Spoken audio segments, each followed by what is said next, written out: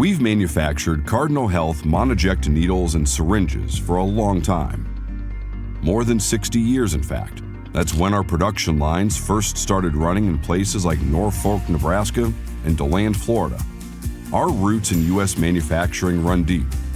Generations of employees have worked around the clock to bring safe, quality products to our customers and patients.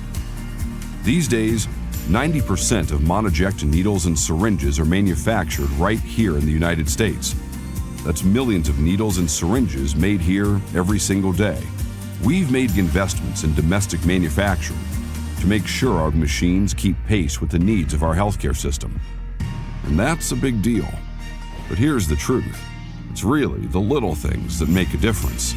Our employees' attention to detail when they're working the floor, the precision of our equipment, the specifics of our safety protocols, the care in our quality inspection.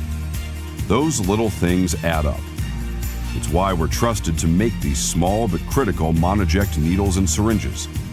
We are proud of the role we play in helping customers safely administer vital medicine to patients, and we're committed to moving healthcare forward. For more information or to order, contact your Cardinal Health sales representative or visit cardinalhealth.com/sharpsafety.